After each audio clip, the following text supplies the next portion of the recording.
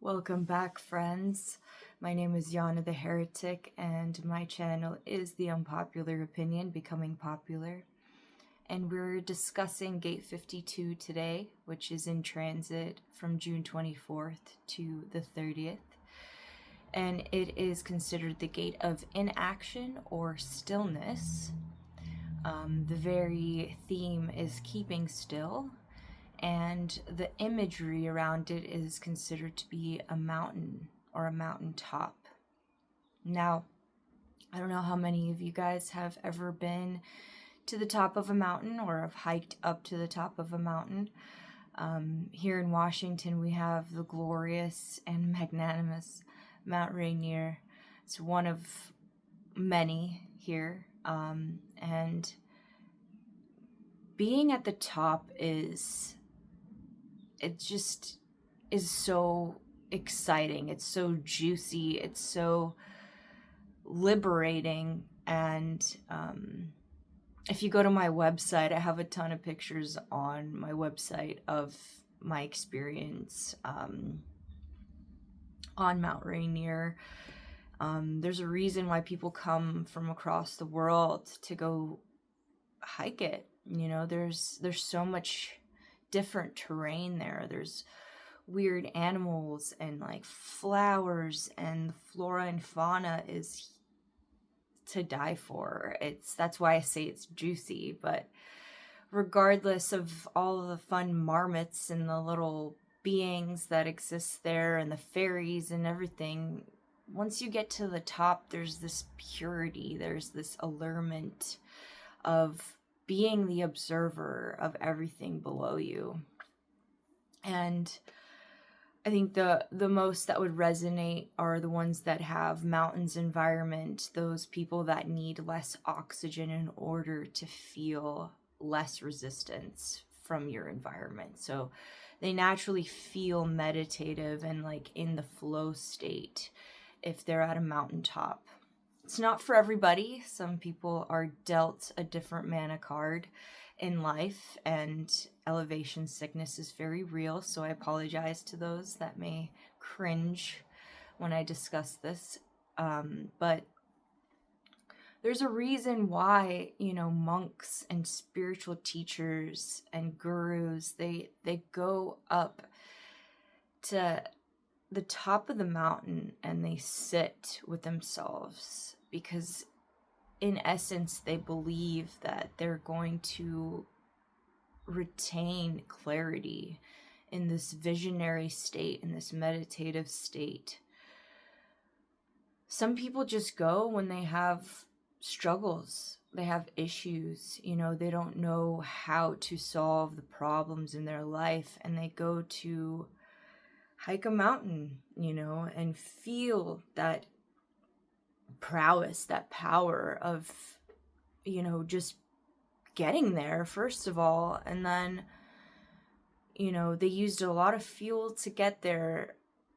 And then just being able to be in the allurement of the beauty of the clouds, of the sun, of everything below you, and being that one to see it all below you. There's nothing like it, to be honest. And the reality is that we can't stay up there for very long. Mount Rainier, it's got snow on it. It's gonna snow. There's gonna be blizzards. There's gonna be avalanches. It's a limited experience. And if we could just bottle up that experience and like take a whiff of it, that would be extremely awesome. But you can't, there's nothing like it. I'm sure tons of magicians would be like, oh, I could capture the essence of anything, but in reality, the experience itself is what carves this clarity, this stillness, this concentration. And this is exactly what this gate is about, is this irony of the root gate. And it is a format gate in the understanding circuit. So what you're gaining in itself is ironic, because you know, the root gate is all about pressure to do, to use your fuel. This is going up to the sacral. So it's a gate that matches with the 9, the harmonic, and it's in the sacral center. So this is a generator channel, and generators are meant to respond.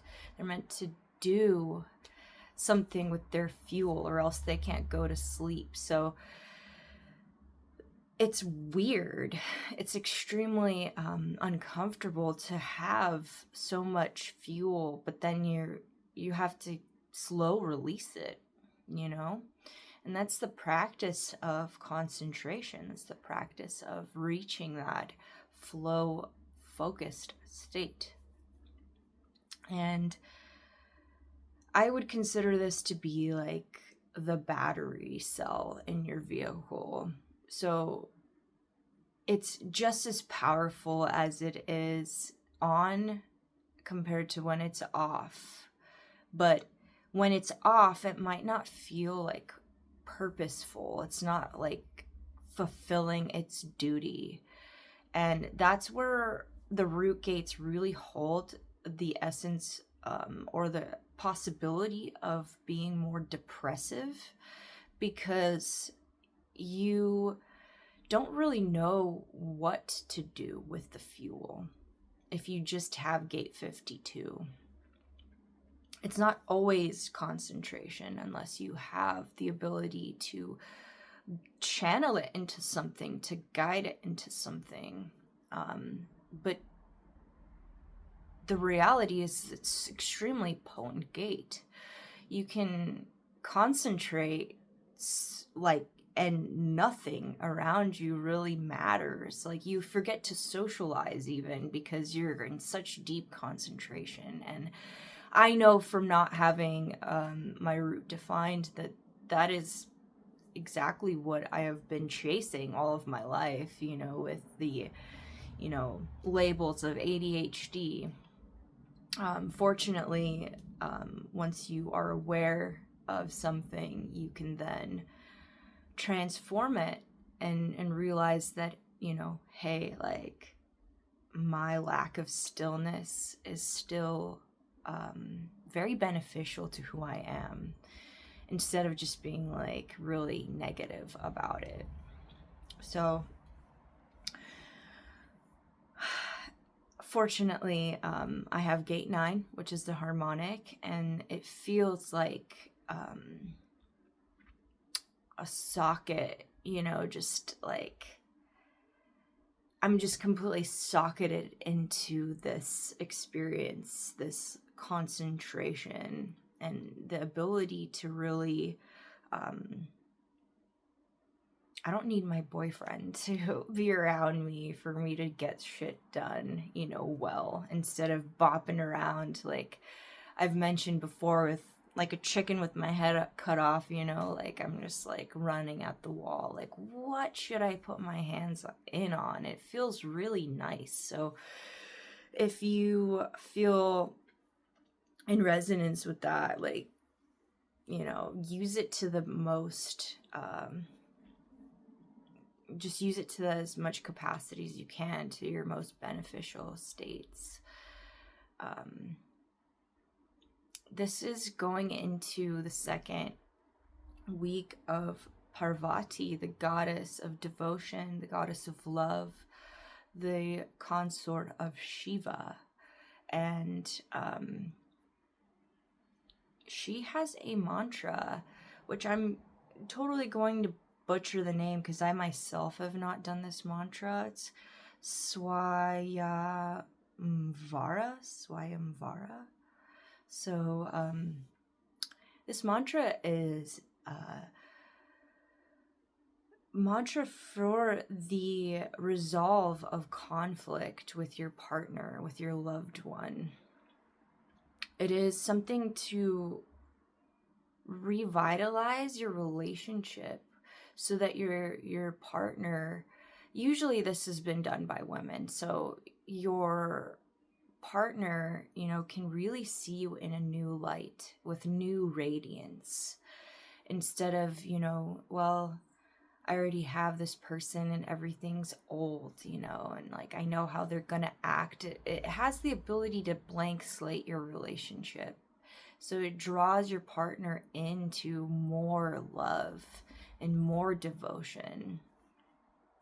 And I mentioned this in my write-up that I know that devotion can be seen as extremely negative in that culture because the equality of the feminine and masculine is yet again not apparent in what I consider us being in the Kali Yuga for way too long. But it allows us to really see the contrast of what it's like to be in the patriarchal realm. So now the evolution as we're moving through this and past this is, let's, receive this as equals, where we are revitalizing the equality between the feminine and masculine here. That is very much the I Ching. That is the quality of the I Ching, where you can see things as actual energies rather than genders. And being able to really evolve, devotion. So realizing that it's an extremely important and liberating place to be in a relationship. And this is the ability to concentrate, right? So concentrate is something that is bold. It is flavorful. It is the most dense essence of something.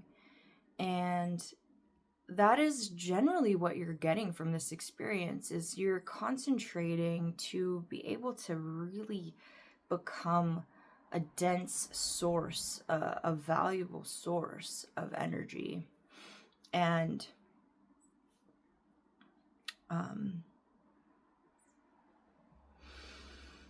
it's something that needs to be diluted, So in the highest form of this gate, you would become a amazing teacher or influence because you are fully embodied. You're bold.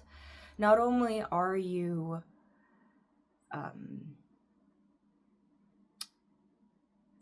just knowing and understanding, but you're applying yourself. You're the genie in the bottle that gets asked, how do you actually fucking make wishes, Like, no one's ever wished to know how to make wishes, Like, so it's just the ability to realize, hey, like, this is how I do it, and here are the steps of how to do it. And it really depends on your ability to get past that depression, because as years go by, if you have to keep starting over, you have to keep concentrating yourself, you're spending money and energy on materials, to really make the brew, and you get it wrong constantly, it can be really diminishing. So I like to tell people, if you have this gate, try to shake things loose, because it can become very rigid and full of tension, since the root is all about pressure, and it's the pressure to do. How do you shake that pressure loose? Get weird with it. You gotta just shake it up. Just because you have something in your definition doesn't mean that you can't polarize it and alchemize it. You don't have to hate it. You could just do something weird and out of the ordinary. And it could be the thing that keeps you going instead of just giving up in life.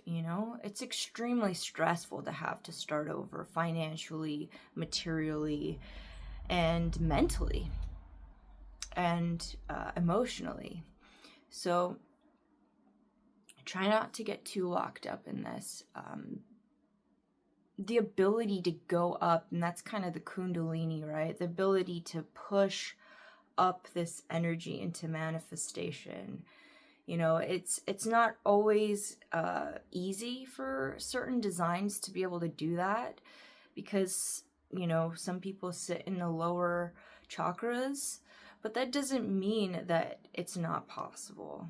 It could be a little bit more challenging to find your way, but you're building this up for manifestation, for you to be able to speak it, for you to be able to express it, or to share it in any way possible. It doesn't mean that you have to be out there in the limelight expressing it. It's more so that you share the information that you've received, your full-bodied approach to whatever it is you have to give. This is... I had this really ridiculous joke because electromagnetics are in my life, and it's so stupid. It's ridiculous. So I'm studying to also be a gear technician, and we use electricity in a lot of, obviously, gear, electricity, music gear requires it. And the way that you really get sound is by having resistors. So this is the resistor, and my joke was, you can't really boom existence out of an ohm perfectly like Brahma did. Wait for it. You can't boom existence out of an ohm perfectly if you're not concentrated. You can just blow a black hole into the galaxy. So it's Brahma just trying to ohm for the first time, and he's just like, oh shit, that went too far. That wasn't quite the right frequency, the right tone. I blew all of this material out into the cosmos, and it didn't really make the earth or the universe, or gravity is just not hitting the mark.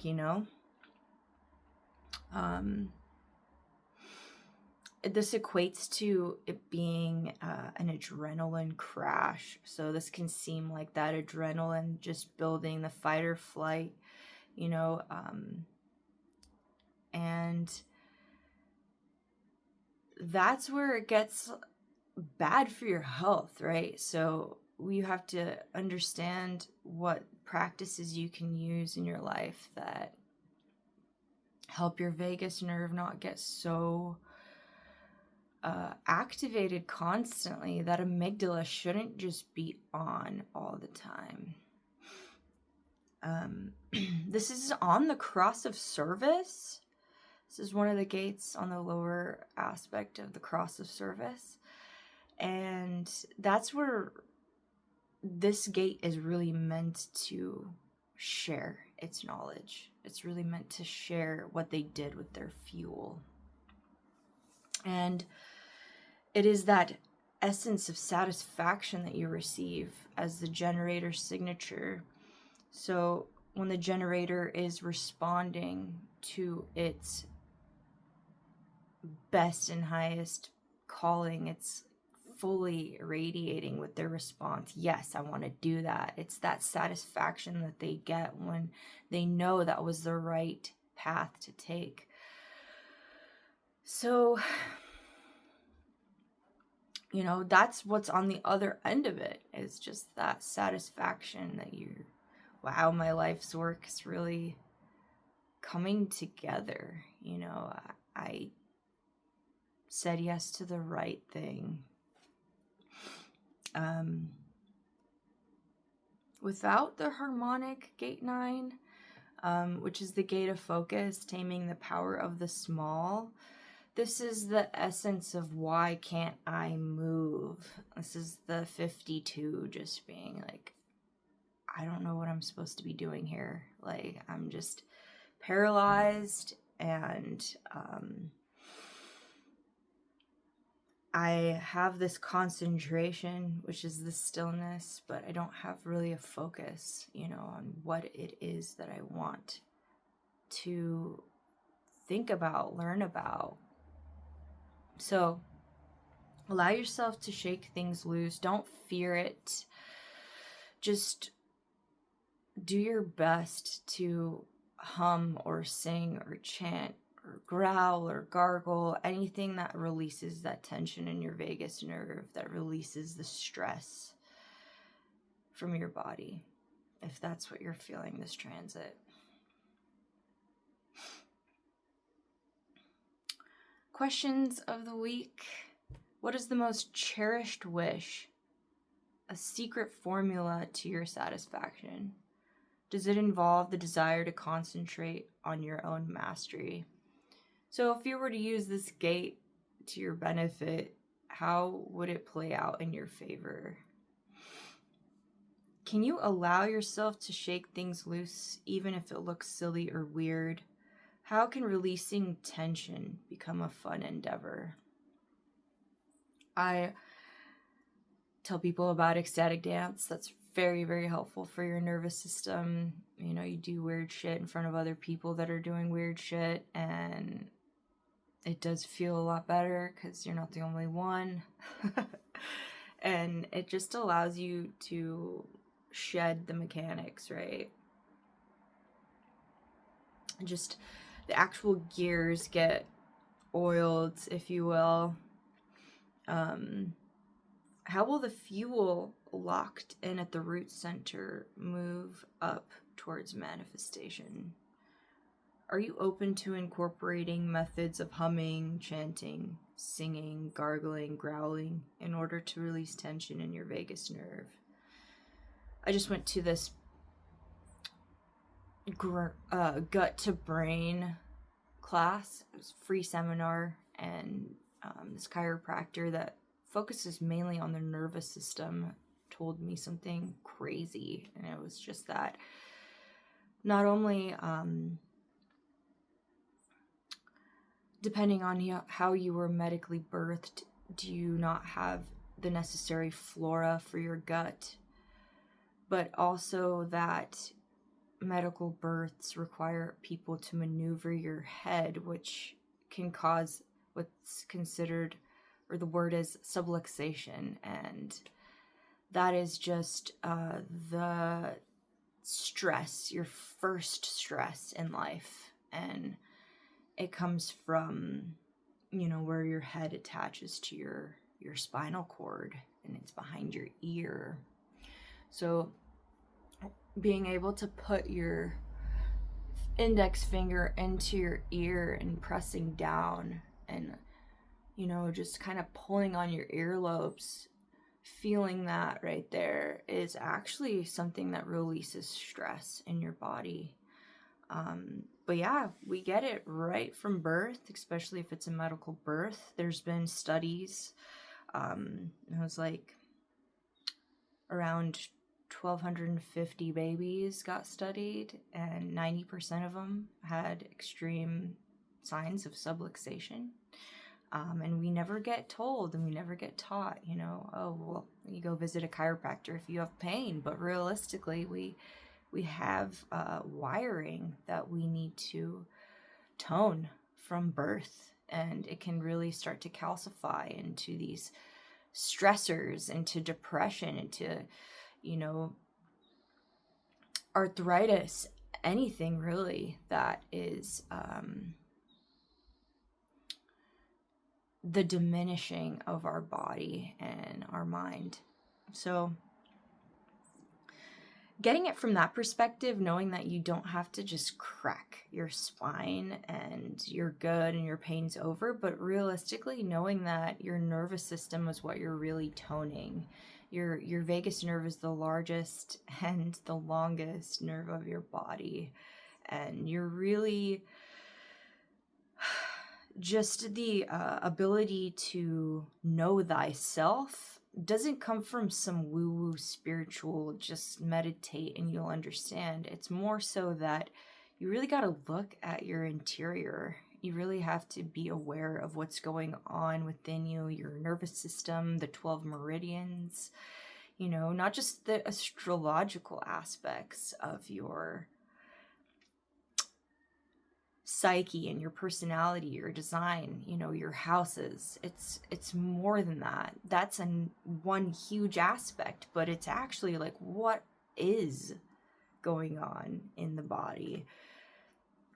How is it creating the lack of sleep? How is it, you know, creating sciatica pain? Where is that coming from? You know, what is that then doing to my heart, my liver, my spleen, my reproductive organs? Your nervous system is a huge and vast system that a lot of people don't tell you about. And yet again, another week with a lot of knowledge, and I hope that you can sit with that well. And I will see you guys next transit. Thank you so much for being here. If you want to get a reading, please visit electromagnetic-identity.com, and I will see you there.